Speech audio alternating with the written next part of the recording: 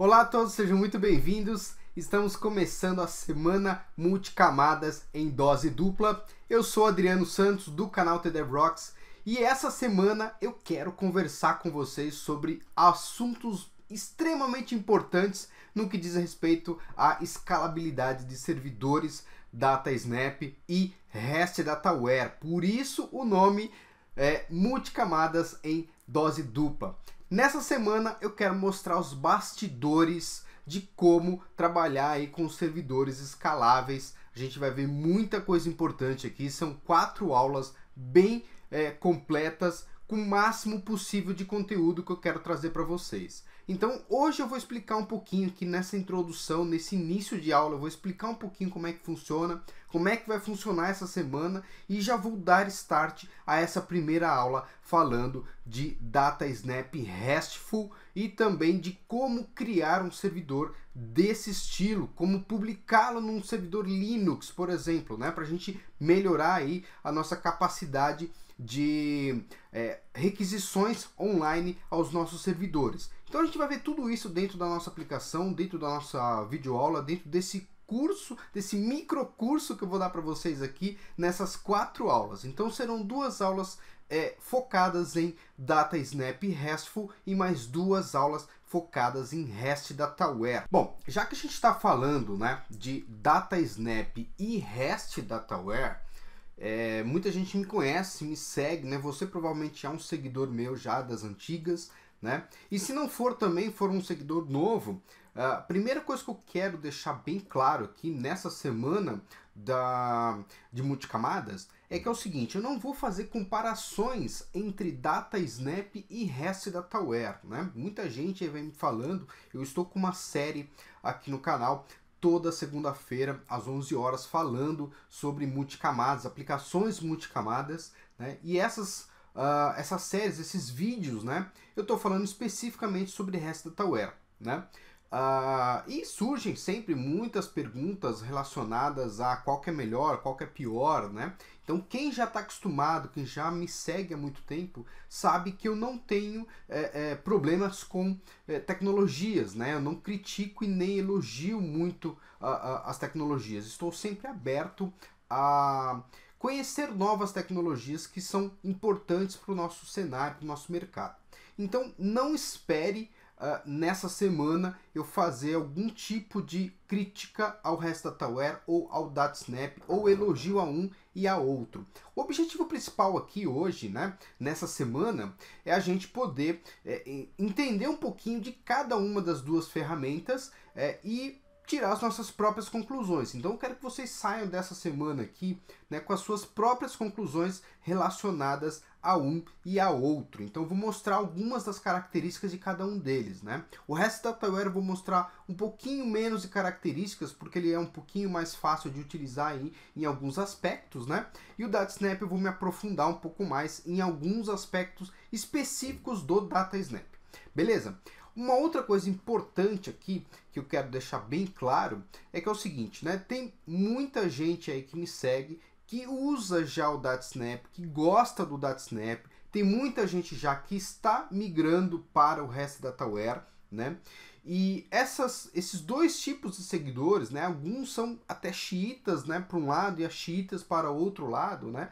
Então por isso que eu quero falar das 2 ferramentas aqui, né? E deixar claro algumas características importantes de cada uma dessas ferramentas, né? De cada um desses frameworks, tá?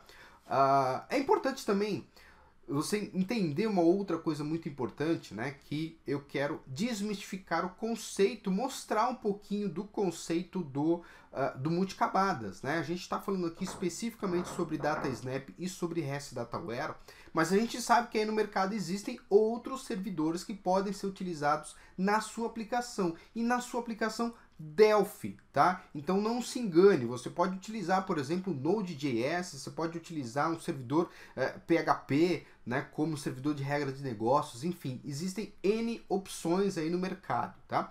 Eu já trabalhei, por exemplo, aí um projeto no passado aí, onde o meu cliente utilizava como servidor de regras de negócios, ele usava um serviço na nuvem, né, de um terceiro aí, que era uma aplicação servidora desenvolvida em Java. né? Então ele desenvolvia os seus métodos, os seus server methods em Java, disponibilizava isso numa URI para mim, né? Um RESTful, tá? E eu consumia dentro da aplicação cliente, né? Dentro do Delphi, eu consumia esses métodos dentro da minha aplicação. Então isso é para você ter uma ideia do poder da ferramenta que a gente tem nas mãos, tá?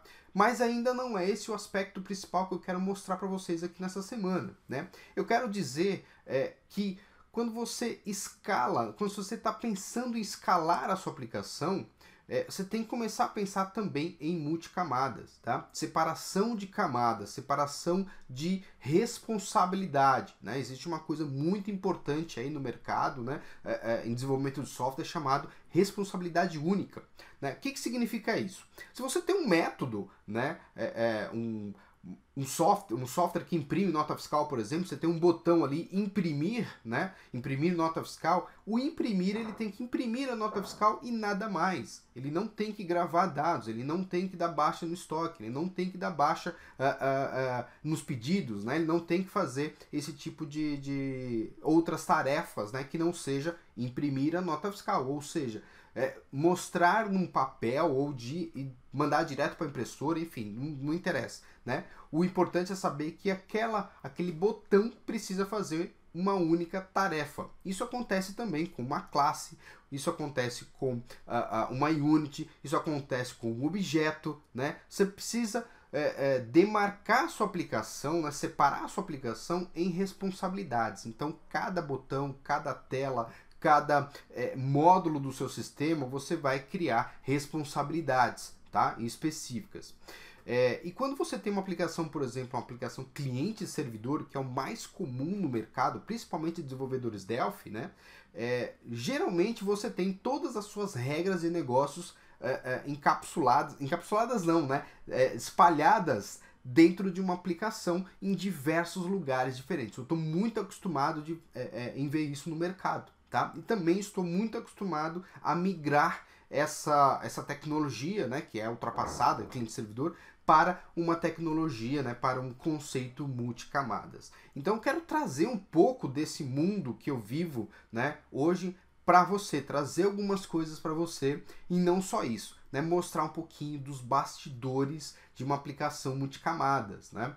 Então eu vou dar um exemplo aí muito claro, né, um exemplo que eu fiz aí, uma aplicação para uma empresa, não posso falar o nome, né, mas enfim, uma empresa em Rondônia. Eu fiz uma aplicação, né, fui prestar uma consultoria lá e fiz a parte de load balance, né, e failover, onde eu tinha vários servidores DataSnap e uma aplicação, as aplicações clientes conectando-se a vários servidores DataSnap simultaneamente. Né? Isso é escalabilidade, a gente com isso consegue aumentar ainda mais o poder de processamento do nosso servidor. Tá? Então isso daí, esses detalhes, né? Eu quero passar alguns desses detalhes para vocês durante toda essa semana, tá? E aí, baseado, né, nessas informações em DataSnap, em REST Dataware, a gente vai ver ali coisas distintas, mas que são importantes para o nosso cenário, porque a gente vai aprender aí durante essa semana, beleza? E então como que vai funcionar, né?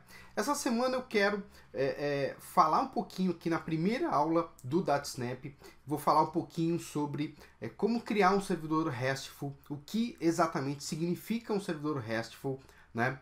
Como criar os métodos. Então a gente vai criar um escopo aqui, um escopo inicial, que vai servir até de modelo para você se basear depois e começar a migrar suas aplicações para esse formato novo, tá? Então a gente vai criar um servidor RESTful, né? E a gente vai também publicar esse servidor RESTful em uma aplicação, em um servidor Linux, tá? Então tem uma máquina virtual aqui para simular um ambiente Linux, como se fosse um servidor Linux na nuvem, por exemplo, né? Não vai fazer diferença se uma máquina virtual ou um servidor online, né? O importante é a gente ter o sistema operacional ali disponível para a gente. Então a gente vai ver como fazer isso, tá? E eu quero mostrar também esses bastidores, né? Como que a gente pode fazer com que a nossa aplicação seja autossuficiente e possa se conectar em um ou em outro servidor da DataSnap. Eu tenho experiência nisso, eu tenho conhecimento técnico suficiente para mostrar para vocês como é que isso funciona na prática. Outra coisa importante aqui é que aqui embaixo, né, você vai encontrar um canal aqui de comentários. Então eu quero receber os seus comentários vídeo a vídeo para que eu possa responder todas as suas questões. Então aqui embaixo você pode entrar aí com o seu perfil, né, na rede social e fazer o seu comentário aqui embaixo. Você pode fazer uma pergunta, um comentário, pode dizer se está gostando, se não está gostando, né? Enfim, que a gente vai procurar responder durante toda essa semana, todas essas informações, né?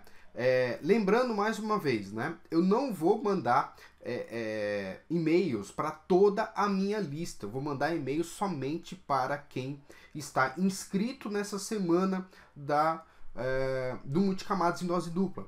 E esses vídeos também não ficarão disponíveis depois da apresentação dos 4 vídeos da nossa semana Multicamadas. Então não perca nenhum desses vídeos, tire todas as suas dúvidas durante esses 4 dias, né?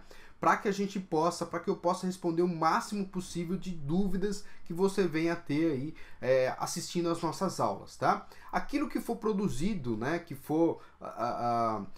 que tem aí um código-fonte, que eu produza algum código-fonte, esse código-fonte também vai ficar disponível para você logo que terminar a nossa série. Então eu vou disponibilizar o código-fonte para cada um de vocês que estão inscritos na nossa semana Multicamadas em Dose Dupla, tá certo? Então eu acho que agora já dei todos os recados, né? A gente pode ir direto aqui para o PowerPoint. Eu tenho alguns slides para mostrar para vocês algumas coisas relacionadas à parte teórica do Multicamadas, para que a gente possa entender um pouquinho como é que vai funcionar e quais são as teorias, né, relacionadas a tudo isso. Beleza? Então vamos lá para o PowerPoint. Eu quero mostrar algumas coisas para vocês e a gente depois vai para a prática aí, para praticar bastante todas essas aulas que a gente vai ter aqui. Beleza? Então vamos lá? Bom, então é isso aí. Vamos lá agora para o slide. Vamos lá para o nosso PowerPoint. Então, mais uma vez, bem-vindo à nossa semana Multicamadas em Dose Dupla, os bastidores dos servidores de aplicativos. A gente vai ver aqui um pouquinho na prática, né? E também na teoria, como é que funcionam, como é que a gente pode escalar nossas aplicações utilizando aí tanto o DataSnap quanto o nosso REST DataWare, para que a gente possa aumentar aí o poder de processamento dos nossos aplicativos, dos nossos softwares, tá? Então, próximo slide aqui, ó, o que eu quero mostrar para vocês, né? A agenda da nossa semana, né? A gente vai ver aí conceitos multicamadas, principais argumentos para uso, DataSnap RESTful, por onde começar, criando o servidor DataSnap RESTful e publicando no Linux Ubuntu, tá? Então, as duas aulas, né, que a gente vai ver aí de multicamadas e DataSnap, né, serão basicamente isso daqui. Esse último tópico, né, publicando aí no servidor Linux, né, ele tem aí um desmembramento. Depois eu vou mostrar para vocês na segunda aula. A gente vai ver um desmembramento aí, que são as configurações, né, do nosso servidor, como que a gente vai fazer para preparar o nosso aplicativo, né, o nosso servidor de aplicativos, para ele ser publicado em um servidor Linux Ubuntu. Lembrando uma coisa muito importante aí, que é o seguinte: a gente vai ver aqui uma máquina virtual Ubuntu, tá, onde eu vou rodar o nosso servidor DataSnap. O Delphi, né, ele já é compatível aí com o Linux, né, a partir daí da versão Tokyo. Então a gente já consegue criar nossos servidores DataSnap, né, diretamente para o Linux. A gente tem essa possibilidade. E uma coisa muito importante aí também é que a gente pode publicar os nossos aplicativos, né, os nossos servidores de aplicativo também no Linux da Amazon, tá? Então, se você tem aí um servidor contratado, um AWS, né, você tem aí possibilidade de escalar a sua aplicação colocando o seu servidor de aplicativos lá no seu servidor Amazon. Exatamente, dá para fazer isso bem de maneira tranquila, bem sossegado, aí, sem nenhum grande problema, tá? Então, vamos lá para o próximo slide. Olha só, eu quero começar falando aqui sobre conceitos de multicamadas, né? Muita gente me pergunta, Adriano, mas eu não entendo muito bem o que na verdade é multicamadas, como é que funciona, como é que eu conecto o meu banco de dados, qual banco de dados eu posso utilizar, esse monte de perguntas elas invadem meu e-mail toda semana. Então por isso que eu resolvi trazer aqui uma semana falando especificamente sobre multicamadas, tá? Então eu vou explicar um pouquinho aí do cenário atual da grande maioria dos meus clientes, da grande maioria dos meus alunos, tá? Então vamos começar aqui, ó, com o conceito atual, né? Como a maioria das pessoas trabalha aí com seus softwares, tá? Então geralmente o pessoal tem aí uma aplicação, né, rodando num desktop, tá? Os famosos clientes servidor, né? Então geralmente você tem um servidor físico dentro da empresa, ou às vezes você tem um servidor na nuvem ali, pagando uma Amazon, um Azure, né? Enfim, ou um cloud qualquer, né? Geralmente você tem ali um servidor físico ou virtual, tanto faz, tá? Mas você tem um banco de dados em algum lugar, né? Disponível ali para a gente poder acessar, tá? Geralmente acontece esse trabalho, né? Essa distribuição do software, geralmente acontece dentro da rede do nosso cliente. A grande maioria das pessoas que eu conheço trabalham neste formato, TCP/IP, né? Então você tem ali um servidor, um equipamento dentro da rede. Ali dentro eu tenho um banco de dados, seja Oracle, seja SQL Server, MySQL, Postgre, Firebird, MySQL, etc, né? Geralmente você tem ali um punhado, você tem um banco de dados ali servindo a sua aplicação, né? E você tem do outro lado uma aplicação desktop rodando ali VCL, né? Trabalhando, desenvolvida em VCL, né? E aí, nesse caso específico aqui, ó, você vai ter, geralmente, né, na grande maioria aí dos meus clientes, da galera que eu faço consultoria, na grande maioria nós temos regras de negócios na aplicação desktop, do lado esquerdo aqui do nosso slide, né? Na aplicação desktop. O que isso significa, Adriano? Eu tenho ali regra de negócio espalhada no formulário, no data module, em units, né, em objetos, tudo numa única aplicação. A única aplicação que faz toda a parte de gerenciamento, de gestão das regras de negócios, tá? Então está geralmente num único lugar, né? Adriano, mas olha só, eu separei aqui, né? Eu criei um objeto só para poder fazer o trabalho, né? De conectar no banco. Ah, eu tenho aqui um data module que é autossuficiente, que ele tem todas as conexões. O meu formulário principal, o meu formulário de clientes, eles não enxergam o banco de dados, né? Eu utilizei aqui orientação objeto, né? Fiz ali uma camada de view, usei MVC, enfim, eu posso ter usado aí um monte de tecnologias, mas se você não tem um software específico, né, uma aplicação específica ali para prover as regras de negócios da sua aplicação, você continua tendo uma aplicação cliente-servidor, né, acessando aí via TCP/IP, né? Adriano, qual o problema disso? Ah, e tem mais um detalhe, né? Algumas empresas que eu visito aí, às vezes tem aí esse caso, né? Que é a regra de negócio no banco de dados, através de história de procedures, de triggers, né? E objetos no banco. E em outros casos, as regras de negócio espalhadas também pela aplicação, né? Então, esse cenário é bastante comum, bem normal de se encontrar aí no mercado de trabalho, tá? Adriano, tem algum problema isso? Tem alguma contraindicação? Bom, vamos lá. Contraindicação sempre tem, né? Problemas em si, eu posso dizer o seguinte: se sua aplicação funciona, se está funcionando, se você tem aí muitos clientes, se está tudo bem, não tem nenhum grande problema nesse cenário aqui, tá? Muitas aplicações, muitos ERPs hoje no mercado funcionam com esse conceito aqui, né, de cliente-servidor e sem nenhum grande problema, tá? O mal desse mercado, né, o mal desse tipo de aplicação está no que eu vou mostrar para vocês agora.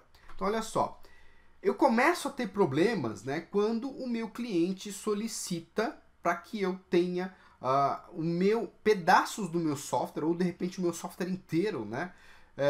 Quando ele começa a solicitar que o meu serviço, o meu software, funcione também em dispositivos móveis. que funcione também em aplicações web, né? De repente ali no browser, ou de repente um relatório, ou pior ainda, né? Tem cliente aí que acaba te ligando e fala assim, olha, eu preciso da aplicação funcionando no browser, lá no Chrome, lá no Opera, lá no Netscape, né? Então, nesse momento aqui, você começa a ter problemas sérios para poder portar a sua aplicação para esse formato, né? Por quê? Vamos lá. É possível hoje, né, com alguns drivers de terceiro, vamos falar de mobile aqui, eu começar a falar de mobile, com alguns drivers de terceiro, alguns componentes de terceiro, eu consigo conectar a minha aplicação mobile diretamente no meu banco, no meu Oracle, no meu SQL Server, né, no meu Firebird. Eu tenho essa possibilidade com alguns drivers de terceiro. Recomendado? Não. Né? Quem já me segue sabe que eu não recomendo esse tipo de prática. Tá? Por quê? Porque você não pode ficar com altos processamentos, né, processando diversas informações do lado do cliente, do lado da aplicação cliente, principalmente quando ela é no mobile, né, um smartphone, um tablet, porque você tem um poder de processamento muito baixo, tá? E aí você pode ter problemas de lentidão, aplicação saindo, fechando, né, e etc. Além do que, né, se você for para esse cenário, você vai ter que reescrever suas regras de negócios também na aplicação mobile. Se você for para a web, os problemas também são parecidos, são semelhantes. Você vai ter que desenvolver também janelas dentro da sua aplicação que sejam capazes aí, né, de ter a regra de negócio encapsulada ali naquela janela, naquele cadastro do cliente, naquele cadastro de nota fiscal e etc. E aí você começa a ter problemas, né, de regras de negócios espalhadas aí por diversos lugares. Olha só, eu tenho lá no desktop, tenho no banco de dados, tenho no web e tenho também a minha regra de negócio espalhada nas telas do meu mobile, né? Isso causa um pânico na grande maioria dos desenvolvedores. Por que isso? Porque toda vez que eu precisar fazer, né, uma mudança na minha regra de negócios, eu tenho no mínimo aí 3 lugares, né, 3 projetos para serem mexidos. Então tenho lá o meu projeto VCL, né, que é o meu aplicativo principal, o meu desktop. Eu tenho lá o meu mobile, né, que pode ser feito em FMX. Eu tenho também a minha página web ali com algumas partes do meu código-fonte, algumas partes do meu projeto desenvolvidas ali, um relatório, né, uma parte gerencial, enfim, né? Mas eu tenho que ter as minhas regras de negócios em vários lugares diferentes. Isso causa transtorno, né? Isso é problemático. Você pode fazer uma manutenção numa regra de negócio e esquecer da outra, né? Então é muito importante a gente partir para um outro conceito de aplicação, tá? Então eu vou mostrar aqui um novo slide, ó. Olha só. Onde que entra a ideia do multicamadas, né? O multicamadas entra na ideia de você separar a sua aplicação em várias partes, tá? Uma delas vai ser o seu servidor de aplicativos, ele que vai conter as regras de negócios da sua aplicação, tá?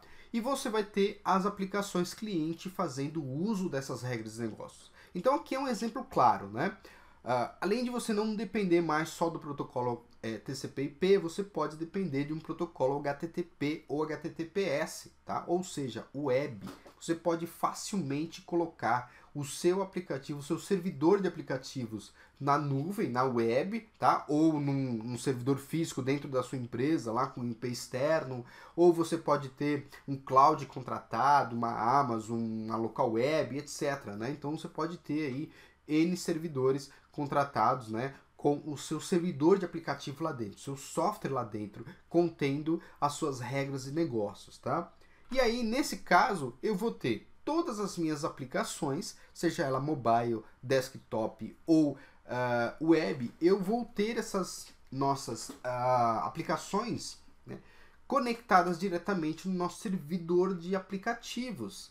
E aí a minha regra de negócio está num único lugar, tá? Como é que eu faço isso? Eu já expliquei algumas vezes aqui, inclusive na nossa série, né, na nossa playlist ali sobre aplicações multicamadas que acontece toda segunda-feira às 11 horas. Né? Ali eu já falei sobre um cara, né, chamado middleware. Tá? O middleware nada mais é do que o meu servidor de aplicativos. É nele que eu vou criar todas as minhas regras de negócios, né? É ali onde eu vou escrever o meu select, é ali onde eu vou escrever o meu insert into, é ali onde eu vou escrever o meu update, meu delete, né? Ali onde eu vou escrever os meus relatórios, vou criar os meus relatórios e exportá-los para poder serem consumidos na aplicação mobile, na aplicação web, na aplicação desktop, tá? E quando eu falo desktop, ele pode ser um desktop VCL ou pode ser um desktop FireMonkey, né? Sem problema nenhum, desde que eu tenha as regras de negócios, né, num único lugar. Isso vai ficar muito mais fácil, vai facilitar muito mais a nossa vida no que diz respeito à manutenção de código, segurança, encapsulamento, né? Então eu tenho aqui, ó, segurança. Vou falar um pouquinho de segurança, né? Quando eu faço isso, fica muito mais fácil eu colocar o meu aplicativo, meu servidor de aplicativo debaixo de uma camada HTTPS, por exemplo, né, e fazer com que ela se torne mais segura, evitando aí invasão, evitando roubo de dados, né? Então eu tenho aí uma maior segurança nos dados da minha aplicação, né? Nos dados do meu cliente e assim por diante. Eu consigo vender um pouco mais de segurança ao meu cliente. Então pensa no seu cliente, pensa naqueles dados de cartão de crédito, pensa naqueles dados confidenciais que o seu cliente não pode perder, né? Então como é que você oferece para ele mais segurança trabalhando com uma aplicação cliente-servidor? Né? Você vai ter que aumentar muito a segurança do lado do servidor de banco de dados, né? Mexer ali com firewall, evitar acesso ao banco de dados, enfim, né? Você vai ter que pensar muito quando você tem uma aplicação cliente-servidor. Quando você passa para o multicamadas, isso fica um pouco mais fácil, né? Fica um pouco mais tranquilo. Você tem possibilidades muito mais avançadas para poder prover aí melhor segurança, maior segurança para o seu cliente, tá? Outra informação importante, encapsulamento. O que é o encapsulamento, né? Eu vou poder encapsular dentro do meu servidor de aplicativo todas as minhas regras de negócios. Então, tudo aquilo que é confidencial ou não, todos os métodos, todas as funcionalidades do meu sistema, eles vão ficar num único lugar, encapsulado, né? E eu vou tornar externo as informações somente que são pertinentes ao meu desenvolvedor, ao meu cliente, a software house que quer consumir parte do meu sistema. Então, vou dar um exemplo bem simples aqui, né? Você tem um RP, seu RP é bem grande, mas não tem a parte do RH, por exemplo. E de repente o seu cliente contrata uma outra empresa, né, só para fazer a parte do RH, ou pior, só fazer a parte do contabilidade, e o contabilidade precisa de algumas informações do seu software, né? Então o cara tem ali uma software house à parte, que ele vai contratar. Essa software house precisa de dados do seu sistema e você pode, através do encapsulamento das regras de negócios, né, criar métodos, né, que possam prover essas informações para essa outra software house. Eu vou mostrar um outro slide aqui para vocês para que entendam um pouquinho melhor sobre isso, tá? Então, encapsulamento das nossas regras de negócios. Isso torna ainda mais seguro o envolvimento, né, do nosso cliente com a gente, o envolvimento do cliente do cliente, enfim. Todas as regras de negócio ficando no único lugar, a gente consegue aumentar aí bastante a segurança, tá? E escalabilidade. Olha só, eu gosto sempre de falar bastante no escalabilidade porque é o seguinte, que eu consigo com isso? Muita gente me pergunta, fala, Adriano, o DataSnap não dá escalabilidade, não é possível fazer isso, eu não consigo, ele não aguenta muito tranco, né? Se eu tiver muitas requisições ao servidor DataSnap, ele vai bugar, ele vai dar problema. Eu quero provar para vocês hoje aqui, né, nessa semana, que é possível a gente escalar o nosso servidor DataSnap e também o servidor REST Dataware, né, para que a gente possa ter diversas conexões, né, e faça com que eles sejam escaláveis, né? O que isso significa? Bom, olha só, eu posso ter aí N servidores, tá? N middlewares instalados em servidores físicos completamente diferentes ali, com números de IP diferentes, tá? Então podem ser máquinas virtuais espalhadas, ou podem ser servidores físicos, ou podem ser clouds diferentes, né? Enfim, ou podem ser vários servidores da Snap num único servidor físico, tá? Eu já fiz isso, né? Eu contei aqui um pouquinho antes que eu trabalhei numa empresa, né? Eu desenvolvi, na verdade, fiz uma consultoria para uma empresa em Rondônia, não posso falar o nome da empresa, né? E lá nós tínhamos uma premissa, né? Uma premissa não, minto, uma requisição. Uma das requisições era, eu preciso ter diversos servidores da Snap, eram 10 na época, né? Para que eu possa atender as várias demandas dos meus clientes, né? Os meus clientes eram lá os operadores dos mercados que eram o meu cliente, tá? Então o que acontece? Com várias requisições, um servidor DataSnap único não ia aguentar. Então a gente colocou 10 servidores no ar, né? E a gente tinha dois grandes problemas para resolver. O primeiro deles era o número de requisições, tá? Então, como eu tinha ali aproximadamente 200 estações mais ou menos por empresa acessando o servidor DataSnap, a gente tinha um número de requisições bastante alto por minuto, né? Então, o que a gente fez? Nós criamos 10 servidores DataSnap respondendo em portas diferentes, tá? Dentro de um mesmo servidor físico, ok? Era um servidor bem parrudo e tal. Não precisava, poderia ser servidores físicos separados, né? Enfim.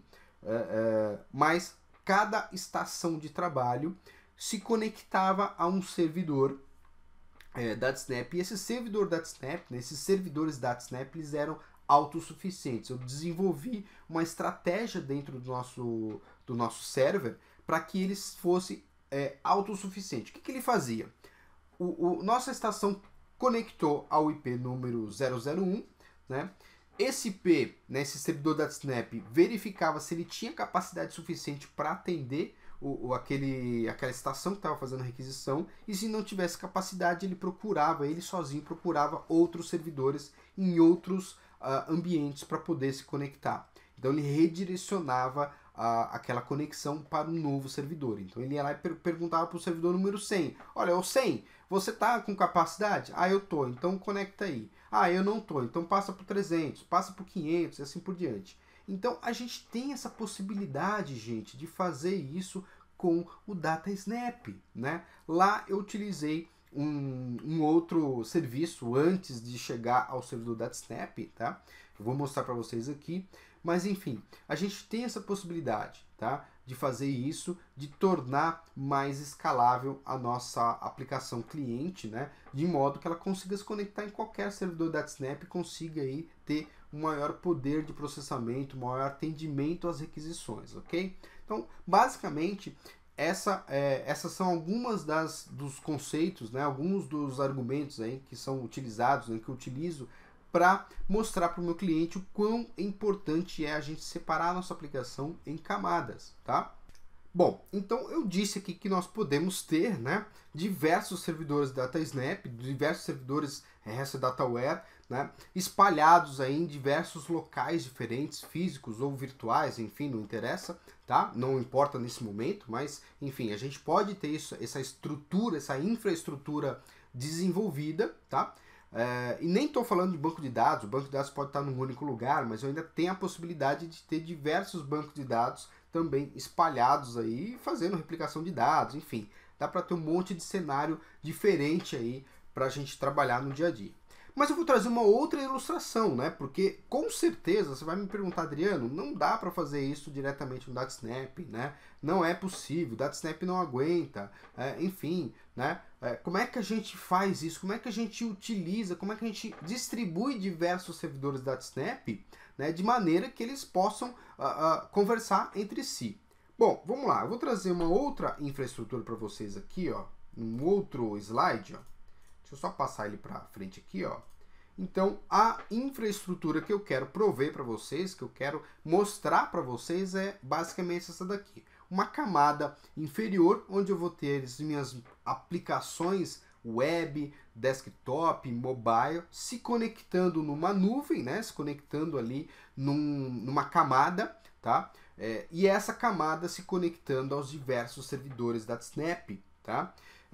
É possível. Como é que a gente faz isso? Bom, primeira coisa que eu sempre falo é o seguinte. muita gente me critica, né? E fala assim, poxa, mas não aguenta, Adriano, não aguenta, eu tô indo ali para uma outra tecnologia.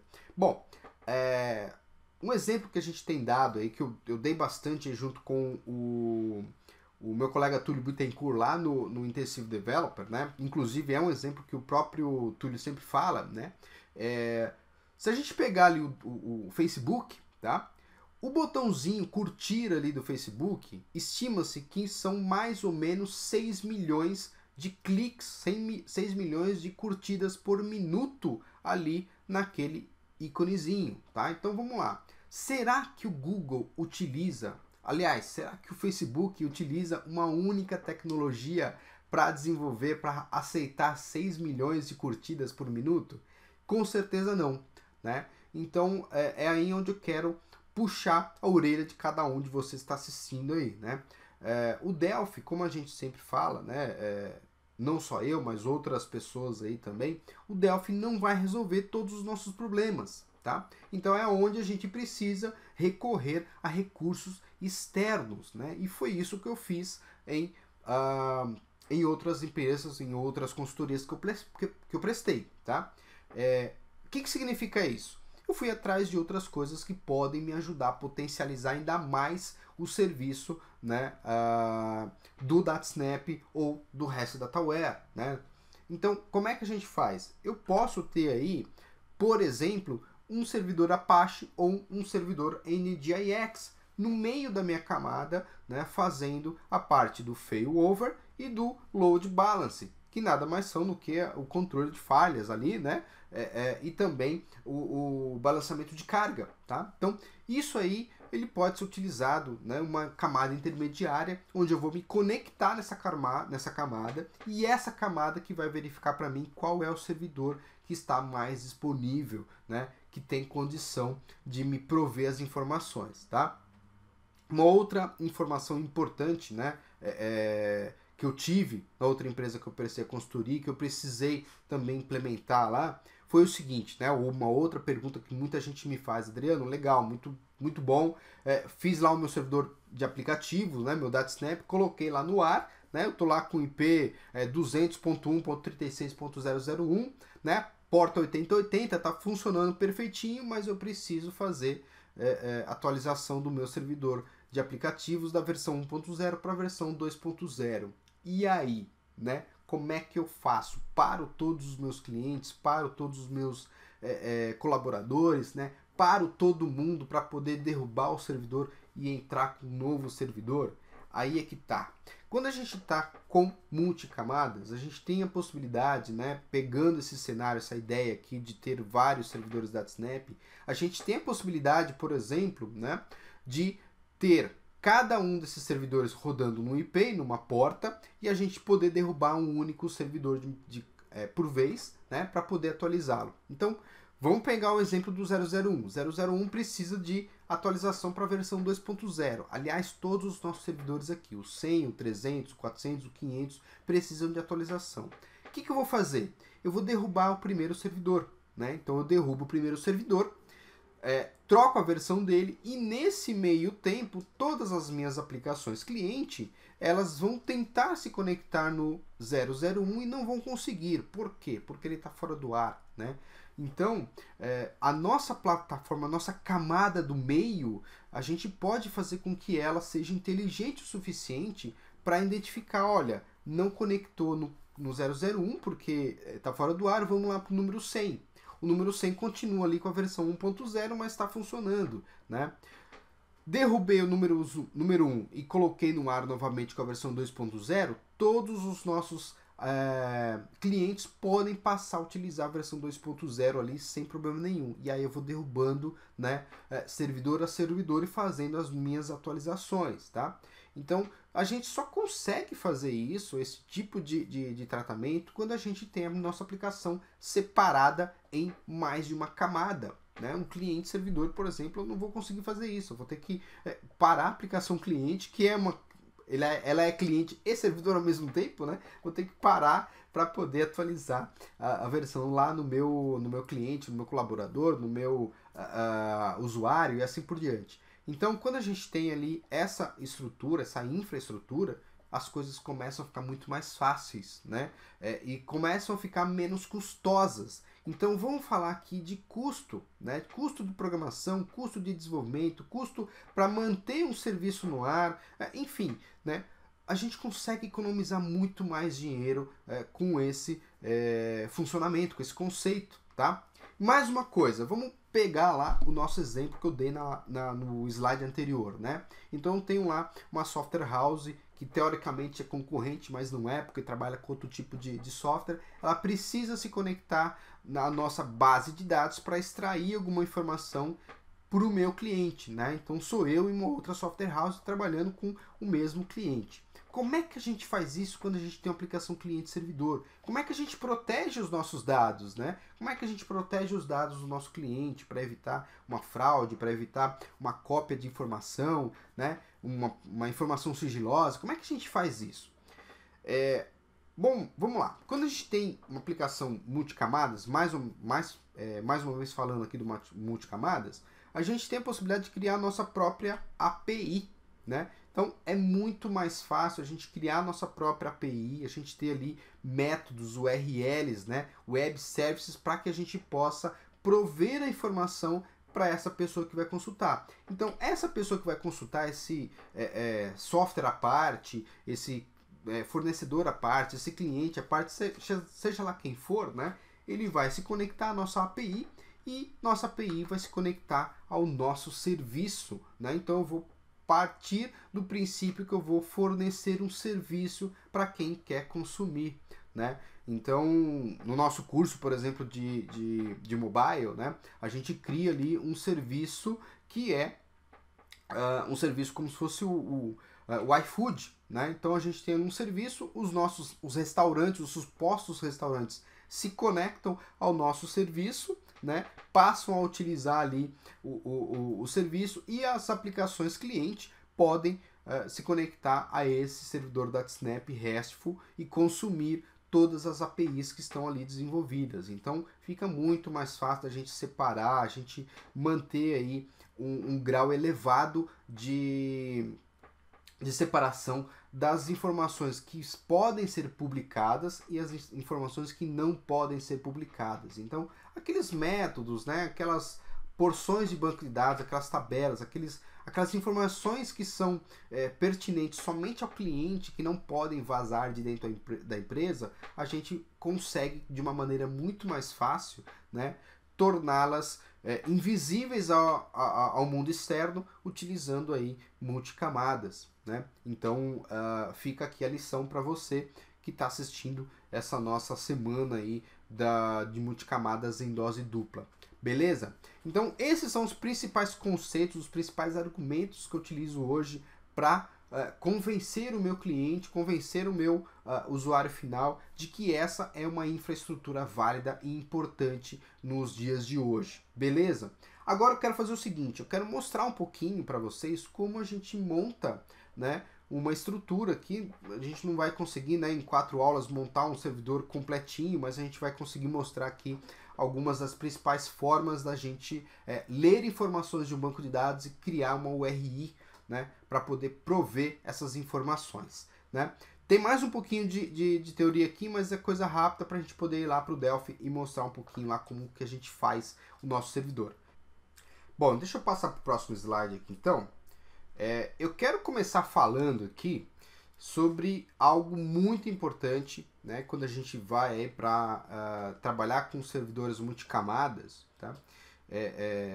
A primeira coisa que o pessoal me pergunta aí nesse sentido é como que eu faço para que o meu servidor DataSnap, pensando em tudo isso que eu falei até agora, né, como que eu faço para o meu servidor DataSnap exportar os meus dados do servidor utilizando um padrão único, né?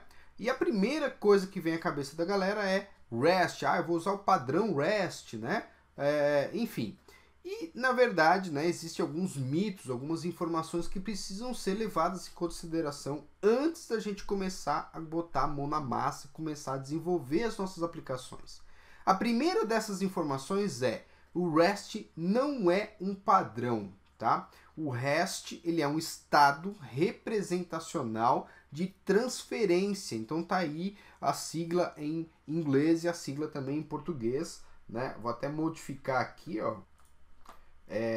Tradução literal, tá? Eu ia modificar aqui o representacional, mas tá correto ali. Então essa é a tradução literal para o que significa, né? O que significa o REST, tá? Então ele não é um padrão, ele é um modelo arquitetural, tá?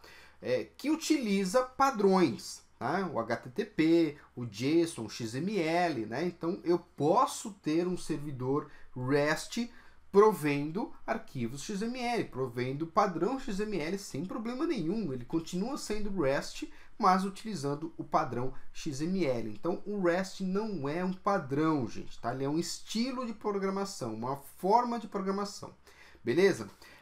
E só com o REST é que eu consigo fazer com que o meu servidor DataSnap ele seja capaz de prover informações para diferentes linguagens de programação.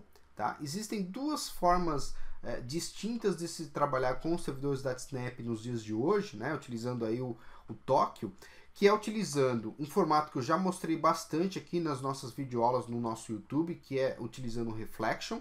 Tá? Então você vai exportar as suas classes utilizando a classe, exportar seus dados utilizando a classe fd_JSON_datasets, tá?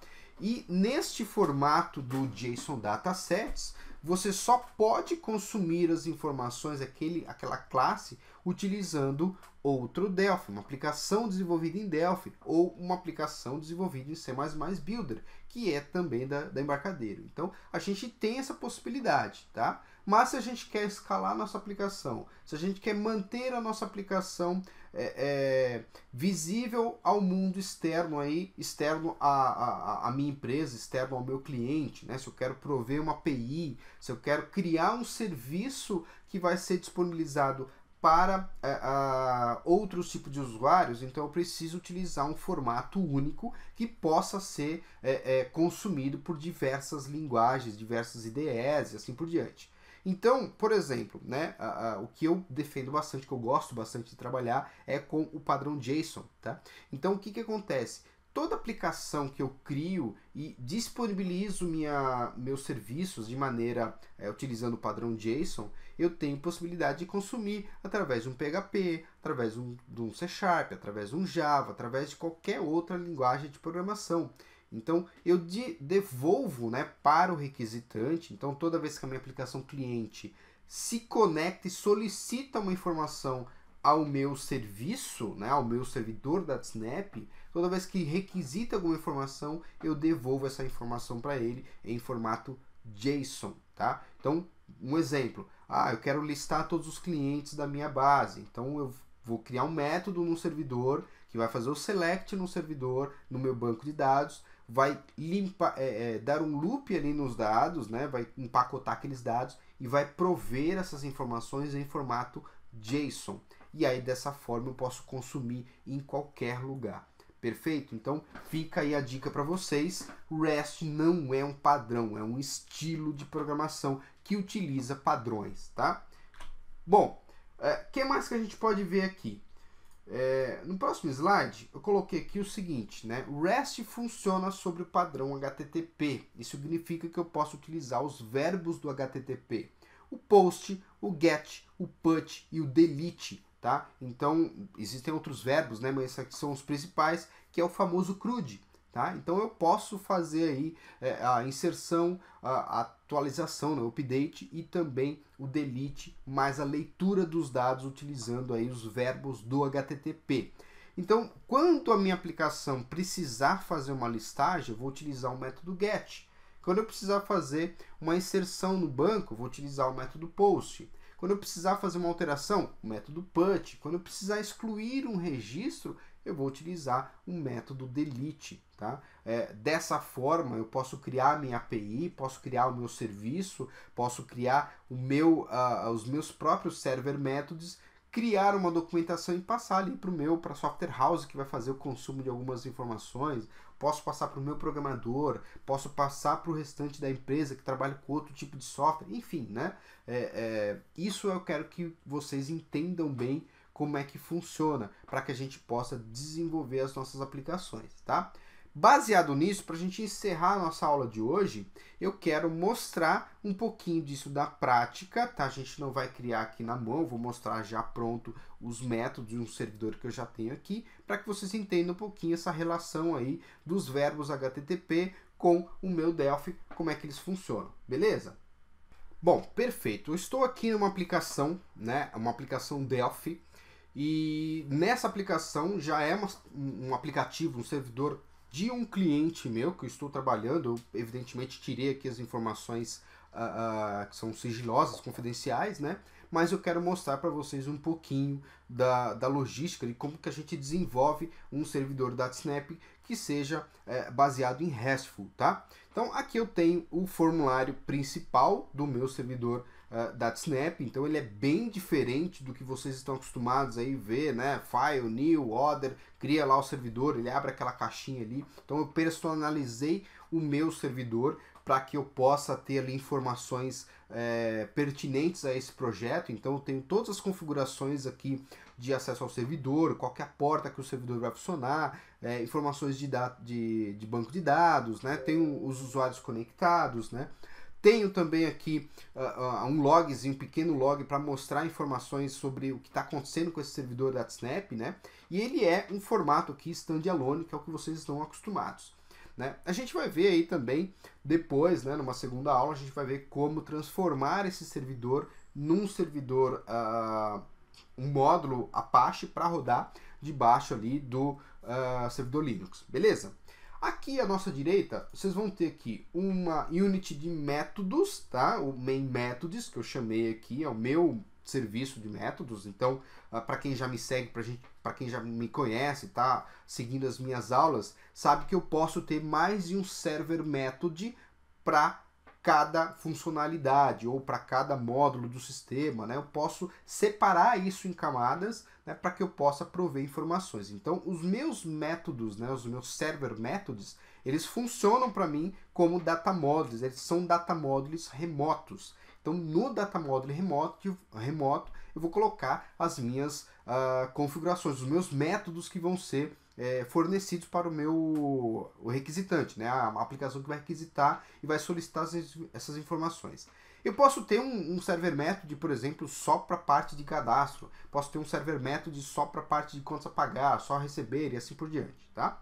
Eu tenho aqui também o meu web module, tá? Eu vou abrir ele rapidamente aqui, ó. Então, é por onde todas as requisições são feitas. Então, eu posso personalizar esse cara aqui também, colocar algumas instruções aqui, alguma camada a mais de acesso, por exemplo. Então, eu tenho aqui um DS Authentication Manager, né? Esse cara aqui eu posso criar uma criptografia, posso criar um token e um contra-token para poder aumentar a segurança, a capacidade de segurança do meu servidor. Então é por aqui que eu começo a aumentar ainda mais a segurança desse meu servidor. Então não é só colocar o servidor lá numa Amazon, numa local web, num cloud qualquer, deixar lá bonitinho e esperar que alguém faça a invasão. Não, a gente consegue fazer, criar uma camada a mais aqui para poder aumentar essa segurança. Então quando eu falei de segurança lá no slide, é aqui onde eu posso trabalhar, além de poder colocar o meu servidor final, né, o projeto final testado, bonitinho, posso colocar também debaixo de uma camada numa camada SSL, uma camada HTTPS, um protocolo HTTPS, tá?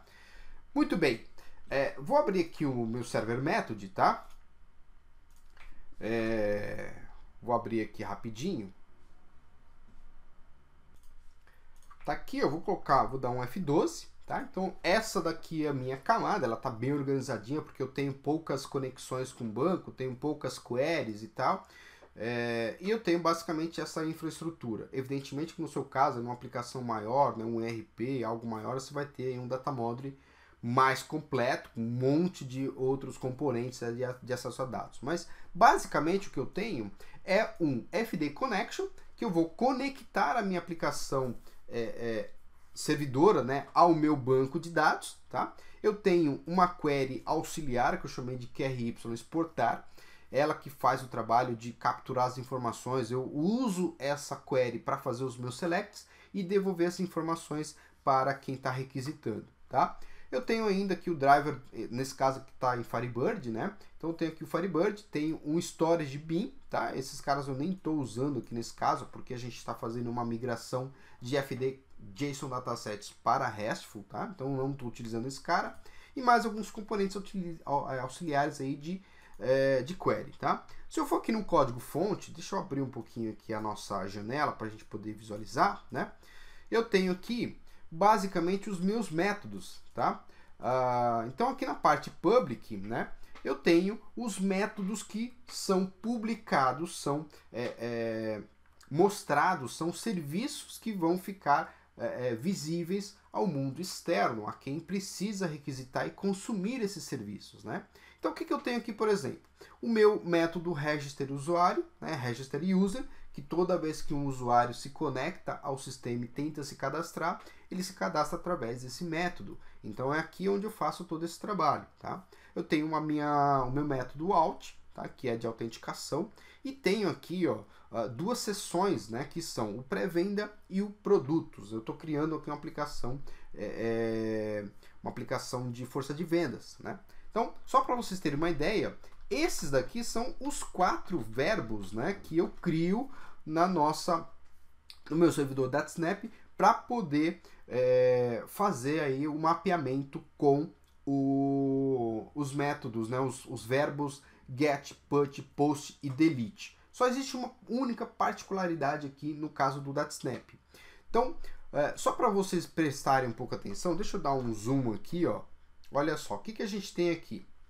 Eu tenho function, pré-venda, const a ID do tipo string e JSON array, né, um tJSON array sendo o meu resultado, tá? Aí eu tenho também aqui accept pré-venda com a ID pré-venda de parâmetro e devolvendo um tJSON array. Mesma coisa, update e cancel, né? Se eu colocar um pouquinho aqui para o lado para a gente poder ver, ó, basicamente é o seguinte. Quando eu crio os meus 4 verbos, eu vou sempre criar nesse mecanismo, nesse formato aqui. Então, o meu método de select, o meu get, né, que vai ler as informações do meu servidor, eu vou utilizar ali o nome do meu método normal, sem nada, tá? Então, por exemplo, produtos, clientes, usuários, estoque e assim por diante. Então, eu vou criar ali um mecanismo, né, uma function, né, com o nome do método que eu quero fazer menção, ok? Isso vai virar depois para mim uma URL, então eu vou rodar esse servidor aqui para a gente poder ver como é que ele funciona, ok? O método put, né, e o método post, os dois métodos, eles são invertidos no DataSnap. Então, quando eu faço um update, né, quando eu quero fazer um post e usando aí o verbo HTTP, o post nesse caso aqui é um insert into, tá? Aliás, perdão, né? É um update, olha só, eu vou abrir aqui rapidamente, ó. O nosso post vira insert, né, no verbo HTTP, só que o meu mapeamento, eu chamo ele de update. O meu accept equivalente ao verbo put do HTTP, que é o meu update no banco de dados, meu update set tabela X, né? Update tabela 7 alguma coisa. Então, eu só tenho essa única particularidade, eles são invertidos. O put e o post são invertidos no DataSnap. E o cancel aqui é equivalente ao delete. Então, toda vez que eu quero excluir um registro do banco de dados, eu chamo aqui o cancel pré-venda.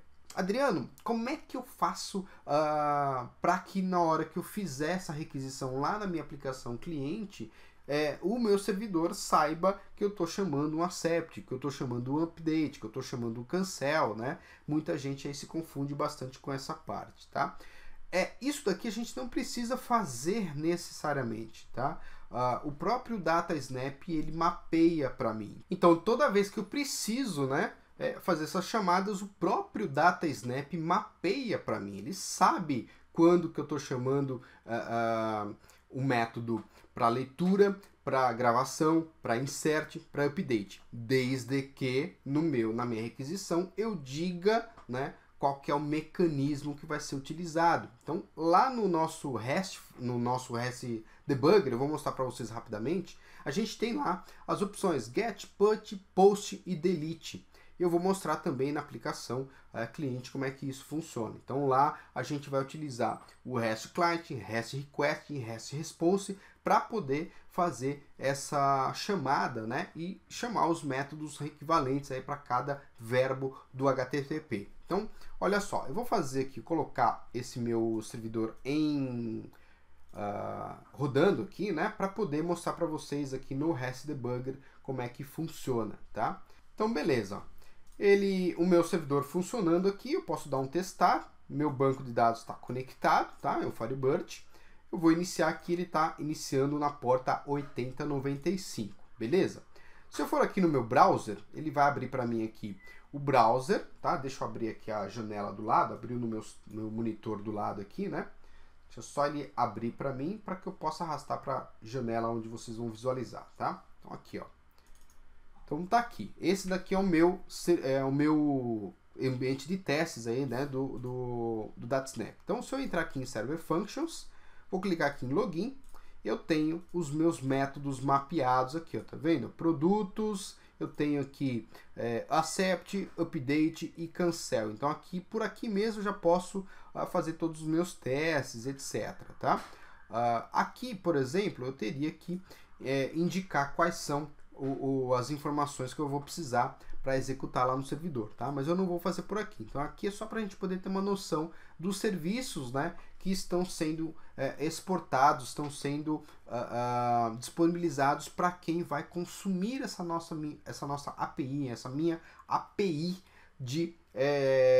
do meu servidor, tá? Então esse tipo de informação poderia criar uma documentação, passar para o meu terceiro, lá, a pessoa que vai consumir essas informações, esses métodos, né? E vou passar para ele só aquilo que eu realmente preciso. Então, por exemplo, produtos, toda vez que você precisar listar um produto, você vai abrir ali a URL XPTO para poder consumir os produtos, tá? Então, vou fazer um teste rápido, né? Abrir aqui o REST Debugger, tá?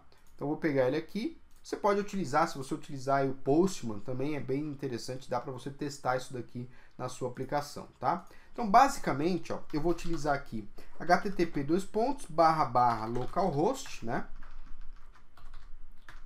Localhost, a porta 8095, datasnap, /rest, o meu data module, que nesse caso aqui eu chamei ele de TSM serviços, tá? Vou só conferir lá se é isso mesmo. E produtos, tá? Então vamos ver aqui a nossa classe, ó, TSM serviços, tá? Então eu vou dar um send request, ele vai trazer para mim aqui os dados, tá? Eu estou utilizando aqui um servidor dentro da minha rede, um servidor aqui, na verdade é um desktop comum com Windows Server, né, instalado, e meu banco de dados Firebird instalado dentro desse servidor. Então ele foi pela rede até esse servidor, fez o select, trouxe os dados, encapsulou para mim aqui, ó, no formato JSON. Então cada um desses registros que você está vendo aqui é um registro na minha base de dados, tá? O mais interessante de tudo isso é que eu posso clicar aqui no Tabular Data e ele vai trazer para mim tabulado todos os dados que ele encontrou lá nesse servidor, tá? Eu posso aqui, por exemplo, também, né, já que o meu servidor DataSnap ele está preparado para isso, eu posso vir aqui em parâmetros, colocar aqui produtos, abre e fecha chaves, eu vou colocar aqui o ID, tá? E no meu URL eu vou passar aqui o valor, eu vou pegar aqui o 19.403, tá? Então olha só que interessante, né? Cliquei em Apply, dou um Send Request, ele vai até o servidor. Acho que eu coloquei errado ali o nome, né? Porque ele deu aqui como nenhuma pré-venda encontrada. Até não mudei aqui a nossa mensagem, a mensagem que eu criei lá, tá? Aqui é o que eu esqueci de colocar ali, retirar o registro. Olha só, ele trouxe para mim aqui um único registro, que é o 19.403, que é o meu produto lá no servidor, tá? Então, de maneira bastante simples, eu poderia simplesmente passar essa URL, né, para o meu, essa URI, na verdade, para o meu terceiro, a pessoa que vai consumir essa informação, e dizer para ela, olha, você pode passar parâmetro, você não pode passar parâmetro, se você passar parâmetro, esse é o formato do parâmetro, enfim, eu crio ali uma documentação e passo isso para frente, né, para que possa ser consumido. Então, isso é criar uma API e poder consumi-la em qualquer linguagem de programação, aí, em qualquer plataforma, tá? Um detalhe muito importante aqui, que muita gente não sabe, né? Aqui nós temos, né, a nossa URI, http://localhost, porque eu estou rodando aqui no meu notebook, tá? Mas poderia ser aí um IP na rede, ou IP num cloud, né? Um IP aí de internet, a porta onde esse cara vai funcionar, onde esse servidor DataSnap vai funcionar. E o DataSnap/REST, eu posso também personalizar essa URL. Posso colocar lá sei lá, TDevRocks API número 1. Né? Então, eu posso criar aí a minha própria URI para personalizar. Então, mais uma coisa que muita gente me pergunta, Adriano, mas fica feio, não fica legal ali, né? Parece que não é profissional, enfim, mas a gente consegue fazer isso tranquilamente, ok? Olha só, e aqui, ó, toda vez que eu chamo o método desse jeito, deixa eu desmarcar aqui e retirar esse parâmetro, né? Então, toda vez que eu chamo o método deste jeito aqui, ó, tá? Passando aqui o método get, o nosso servidor DataSnap identifica lá o método function produtos e vai fazer a listagem. Se eu modificar aqui, por exemplo, para put, eu vou ter que informar aqui o meu JSON, tá? Application JSON, que é o content type, e aqui dentro eu vou ter que informar o meu JSON para que ele possa consumir esse JSON do lado do servidor e faça ali a inserção, ou atualização, ou a exclusão desses dados, dessas informações, ok? Então, mostrando rapidamente aqui como é que funciona, olha só. Então, aqui meu produtos, né? Vou mostrar aqui para vocês, ó. Basicamente, eu faço uma select, então aqui nessa constante eu tenho meu select asterisco from, eu monto a minha pesquisa aqui e a mágica toda acontece desse lado aqui, ó. Olha só, se não tiver nenhuma informação aqui, tá errado, né? Nenhum produto encontrado, tá? Olha só, nenhum produto encontrado. Então, aqui é onde eu exporto o meu resultado em formato JSON. Então, aqui eu estou criando um array, né? E ele vai devolver para mim ali a informação, nenhum produto encontrado. Posso personalizar meu JSON de retorno. Eu vou usar um padrão JSON, mas eu posso personalizar. Então, eu posso criar, por exemplo, um nó específico com uma mensagem de erro. Eu posso criar um nó específico ali dizendo informações específicas sobre o meu sistema, enfim, né? E aqui, ó, olha só, a gente está usando um helper, né, que normalmente eu explico aqui nos meus cursos, né? Eu crio um helper aqui que faz o trabalho de leitura dos dados que foram encontrados no meu QRY exportar e jogo isso, uso esse método, esse helper, para poder exportar em formato JSON, né? E aí ele traz ali no formatinho bonitinho e com uma vantagem, limpo, né? Sem o colchete, sem o result que você está acostumado a verificar aí no servidor DataSnap. Então, é REST no padrão JSON que a gente pode utilizar dentro do nosso servidor DataSnap. Vou mostrar rapidamente aqui o accept, né? Que é o nosso update, tá? Esse cara aqui não tem, né? Vou mostrar aqui pelo pré-venda, tá? Nossa, olha só. O meu accept, o que que eu faço? O primeiro pedacinho aqui, ó, eu tenho algumas variáveis de controle ali e tal. É o meu primeiro pedacinho, verifico se está chegando o conteúdo do lado do servidor, né? O conteúdo é o meu objeto JSON que eu vou aplicar no banco, que eu vou inserir no banco, vou dar update no banco, tá? Então, eu verifico isso daqui e passo a fazer a leitura desse JSON, montar o meu serviço insert into, nesse caso aqui, ó, vou mostrar para vocês rapidamente, ó. Olha só. Esse aqui é o meu insert into pré-venda, tá vendo? Então, esse aqui é o meu método insert, que é o accept aqui, né? Então, eu monto aqui em tempo de execução toda a meu script de inserção no banco e, por fim, lá no finalzinho, eu dou um exec_sql, tá? Que é o que você já está acostumado aqui, ó, exec_sql do meu script SQL. adiciono isso no servidor e devolvo aqui para a aplicação cliente um resultado dizendo, olha, ok, consegui inserir, né? Você pode fazer ali, personalizar, colocar quantas linhas foram afetadas, enfim, né? Tem um monte de coisa que pode ser feita aqui personalizado do lado do servidor, ok? Vou mostrar rapidamente aqui o update não precisa de ID, né? Então eu tenho aqui o update equivalente ao insert into, tá?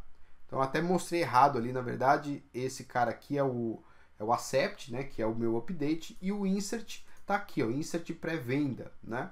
Então aqui também é a mesma coisa, eu faço a leitura desses dados, eu ensino isso geralmente nos cursos, né?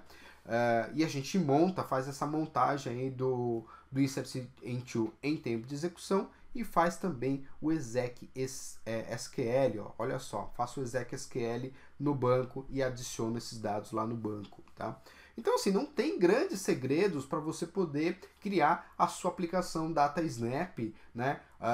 Baseada aí no padrão, no modelo arquitetural do REST e baseado no padrão JSON. Então é bem tranquilo, bem simples, não tem grandes segredos. Aqui praticamente é receita de bolo, né? A gente vai modificando aqui poucas linhas de código para cada um desses métodos, tá? O meu delete que eu acho que eu não tenho, não tenho delete porque esse sistema aqui não precisa do delete. Mas basicamente é mostrar ali, montar o delete, asterisco from, delete tabela from tal, where, id igual a tal, e ele vai fazer pra gente o trabalho de exclusão. Então assim, não tem grandes desafios em se criar um servidor DataSnap baseado aí nas práticas do REST, né, no modelo do REST e nos padrões aí do JSON, ou de repente até do XML, né? Então, basicamente é isso que eu queria mostrar para vocês, voltando aqui um pouquinho no nosso PowerPoint. A gente viu aí então a relação, né, do post, do get, do put, do delete dentro de um servidor DataSnap. Então você viu aí que é relativamente simples, né, se trabalhar com isso, criar um servidor aí totalmente compatível com os padrões de mercado hoje no dia a dia, tá? E o que a gente vai ver aí na próxima aula, né? A gente vai transformar, deixa eu passar para o próximo slide aqui.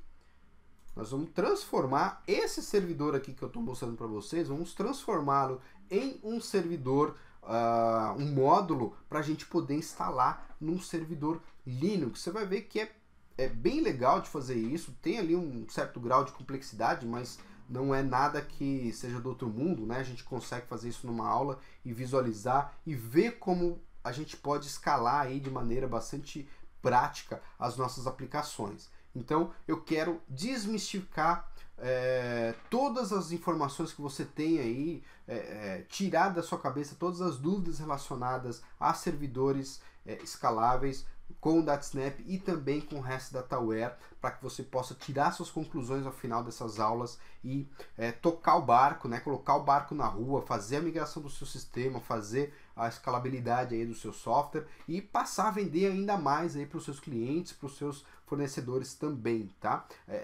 Disponibilizar serviços, né, para o seu servidor, para os seus clientes, seus usuários, seus fornecedores, etc. Bem, então pela aula de hoje, né, não esqueçam nossas redes sociais, portal, Facebook, YouTube, Twitter e também o Instagram, tá?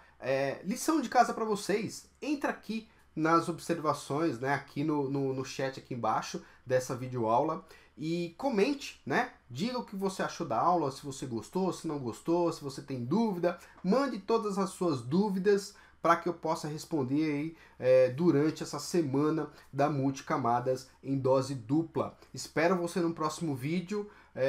Tenha aí uma boa noite, bons estudos e até a próxima.